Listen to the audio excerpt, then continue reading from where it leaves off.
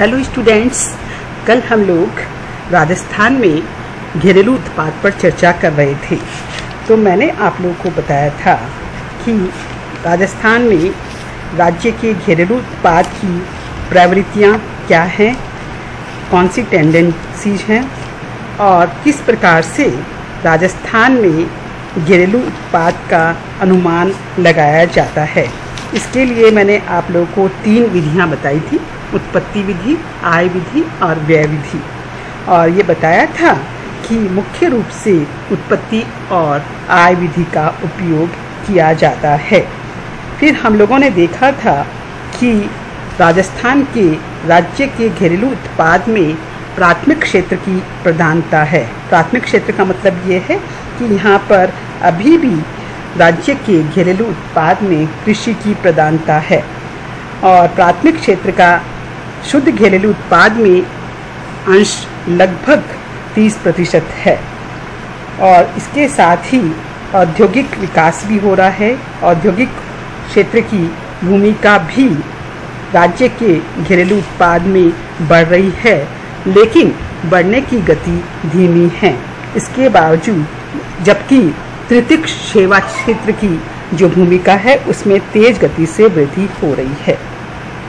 इसी भांति हम यदि भारत और राजस्थान के प्रति व्यक्ति आय के आंकड़ों की तुलना करें तो स्पष्ट है कि योजनाबद्ध विकास के कारण दोनों में प्रति व्यक्ति आय में निरंतर वृद्धि हो रही है, लेकिन फिर भी राजस्थान की औसत प्रति व्यक्ति आय भारत की औसत प्रति व्यक्ति आय से नीची है।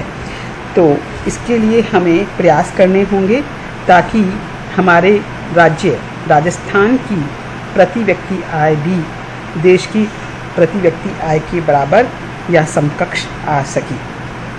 तो हमें आर्थिक विकास की गति को बढ़ाना होगा।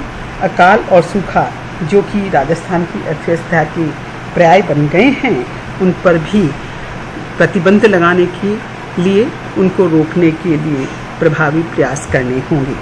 तो आज हम लोग देख रहे हैं कि राजस्थान में शुद्ध घरेलू उत्पत्ति तथा प्रति व्यक्ति आय में वृद्धि करने हेतु कौन से कदम उठाए जाने चाहिए, हमें कौन सी पॉलिसीज़ बनानी चाहिए ताकि हमारे राज्य का विकास तेज़ी से हो सके। तो इसके लिए हम कुछ सुझाव दे रहे हैं। इसमें पहला सुझाव है कृषि एवं संबद्ध क्षेत्र का तीव्र विकास। हम लोग सब जानते हैं कि राजस्थान की अर्थव्यवस्था कृषि प्रधान है और अभी भी राजस्थान की लगभग 70% जनसंख्या कृषि से ही अपना जीवन यापन कर रही है। अतः हम कृषि का विकास करके राज्य की घरेलू उत्पत्ति और प्रति व्यक्ति आय को बढ़ा सकते हैं। कृषि का विकास करने के लिए हमें कृषि में उन्नत बीजों के प्रयोग को प्राथमिकता देनी चाहिए। अधिक फसल देने वाली फसलों का विस्तार करना चाहिए। सिंचाई साधनों का पर्याप्त विकास करना चाहिए ताकि अकाल और सूखे से अर्थव्यवस्था की सुरक्षा की जा सके।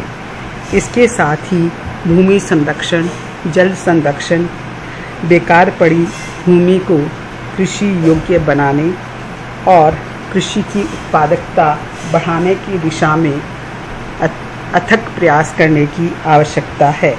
कृषि, खनन, पशुपालन, मत्स्य पालन आदि क्षेत्रों का तीव्र विकास करके राज्य की अर्थव्यवस्था का तेजी से विकास करके हम देश के समकक्ष पहुंच सकते हैं। दूसरा जो तत्व है वह है उद्योग एवं खनिज क्षेत्र का विकास। राजस्थान में उद्योग और खनन क्षेत्र का विकास करके विकास की गति को बढ़ाया जाना संभव है। इसके लिए हमें उद्योगों का विकास करने हेतु आधारभूत संरचना की विकास को प्राथमिकता देनी होगी और उद्योगों के विकास हेतु प्रभावी प्रोत्साहन योजनाएं, वित्त व्यवस्थाएं आदि के क्षेत्र में प्रयास करने होंगे। इसी प्रकार से खनन क्षेत्र में उत्पादन एवं रोजगार बढ़ाने के लिए खनन क्षेत्र के विकास पर जोर देना होगा और इसके साथ ही हमें पर्यावरण संरक्षण के जो महत्वपूर्ण मुद्दा है उसको भी दृष्टिगत रखना होगा। अर्थात आर्थिक विकास और औद्योगिक विकास के साथ साथ हमें पर्यावरण पर भी पूरा ध्यान देना होगा। तो इस प्रकार से हम उद्योग, खनन और विद्युत का विकास करके राज्य की अर्थव्यवस्था में विकास की गति को बढ़ा सकते हैं। नेक्स्ट है सेवा क्षेत्र का विकास। सेवा क्षेत्र का तेजी से विकास करना बहुत जरूरी है क्योंकि निरंतर राष्ट्रीय उत्पाद में इसका योगदान बढ़ता जा रहा है। इसके लिए हमें रेल, सड़क, परिवहन, बीमा, बैंकिंग, संचार सुविधाएं आदि का तेजी से विकास करना होगा। एक तरफ तो इससे रोजगार का सृजन होगा, दूसरी तरफ सेवा क्षेत्र का विकास करने से उद्योगों के विकास के लिए भी अनुकूल वातावरण तैयार होगा। अतः हमें सेवा क्षेत्र के विकास को प्राथमिकता देनी होगी। नेक्स्ट है जनसंख्या पर प्रभावी नियंत्रण। हम कितनी भी तेजी से विकास कर लें, यदि हम जनसंख्या को कंट्रोल नहीं कर सकते तो हमारे विकास की गति नहीं बढ़ सकती। अतः जनसंख्या पर नियंत्रण करना जरूरी है। जनसंख्या पर प्रभावी नियंत्रण के लिए हमें परिवार कल्याण कार्यक्रमों को बढ़ावा देना चाहिए, सुरक्षित दंपतियों की संख्या में वृद्धि करना चाहिए और सीमित परिवार के प्रति लोगों में जागरूकता उत्पन्न करनी चाहिए। इस जागरूकता उत्पन्न करने में साक्षरता भी बहुत बड़ा रोल प्ले कर सकती है। तो हमें साक्षरता के स्तर को भी बढ़ाने की दिशा में कदम उठाने चाहिए। तो इस प्रकार से जनसंख्या पर नियंत्रण करके हम राज्य की आर्थिक विकास को बढ़ा सकते हैं। विद्युत शक्ति के विकास के लिए भी हमें प्रयास करना चाहिए क्योंकि ऊर्जा सभी कार्यों के लिए आवश्यक है। तो ऊर्जा के सभी प्रकार के स्रोतों के विकास पर हमें जोर देना चाहिए। औद्योगिक व निवेश प्रोत्साहन नीति को लागू करना चाहिए। मतलब हम जो बाहर रहते हैं राजस्थान के लोग, उनको भी हमारे राज्य में उद्योगों को स्थापित करने के लिए, राज्य में निवेश करने के लिए प्रोत्साहन देने चाहिए। इसके लिए हम कई प्रकार की समिट वगैरह भी करते हैं ताकि उनको इधर की तरफ उन्मुख किया जा सके। नेक्स्ट, जिला नियोजन के माध्यम से भी हमें स्थानीय साधनों का सदुपयोग करने पर जोर देना चाहिए। मतलब जो हमारे स्थानीय संसाधन हैं उसके आधार पर भी हम हस्तशिल्प, कुटीर और लघु उद्योगों का विकास कर सकते हैं। इनसे न केवल स्थानीय क्षेत्र का विकास होगा बल्कि स्थानीय लोगों को रोजगार भी मिलेगा और उनको रोजगार मिलने से उनकी आय बढ़ेगी और उनकी आय के जो मल्टीप्लायर इफेक्ट्स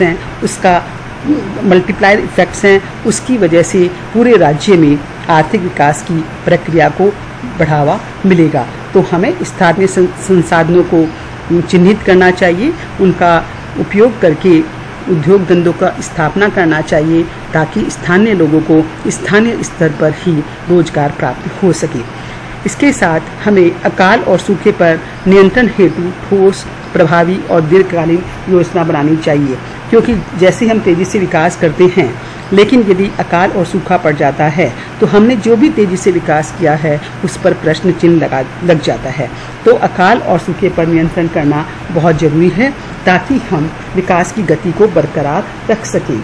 इसी भांति गरीबी को दूर करने के लिए भी हमें गरीबी उन्मूलन कार्यक्रमों को बढ़ावा देना चाहिए और गरीबों को आर्थिक सहायता देकर उन्हें उत्पादक कार्यों की ओर अग्रसर करना चाहिए ताकि राज्य की शुद्ध घरेलू उत्पत्ति और प्रति व्यक्ति आय दोनों में वृद्धि हो सके। इसी भांति हमें जो युवा पीढ़ी है उसको व्यावसायिक शिक्षा देनी चाहिए। व्यावसायिक शिक्षा देने से इस पीढ़ी को उत्पादक व्यवसायों में लगाया जाना संभव है। इससे उनको रोजगार मिलेगा, उनकी उत्पादकता में वृद्धि होगी और अंततः इससे शुद्ध घरेलू उत्पादन और प्रति व्यक्ति आय में वृद्धि होगी। तो मैंने आप लोगों को कुछ ऐसे फैक्टर्स बताए हैं, कुछ ऐसी योजनाएं बताई है जिनको अपनाकर हम राज्य में घरेलू उत्पाद को बढ़ा सकते हैं, प्रति व्यक्ति आय को बढ़ा सकते हैं। और इसके साथ ही हमें जो भ्रष्टाचार है, लाल फीताशाही है, भाई भतीजावाद है, इन सब पर भी अंकुश लगाना होगा ताकि हमारे राज्य को प्रगति पथ पर अग्रसर किया जाए। तो हमारा एक टॉपिक आज कंप्लीट हो गया है, राज्य का घरेलू उत्पाद। तो इसमें हमने देखा है कि क्या प्रवृत्तियां हैं भारत के और राजस्थान राज्य के घरेलू उत्पाद में, क्या अंतर है, हम उत्पाद का अनुमान किन विधियों से लगाते हैं और हमारे राज्य के घरेलू उत्पाद को बढ़ाने के लिए हम कौन से कदम उठा सकते हैं ताकि हम देश की अर्थव्यवस्था के साथ कदम से कदम मिलाकर चल सकें। धन्यवाद।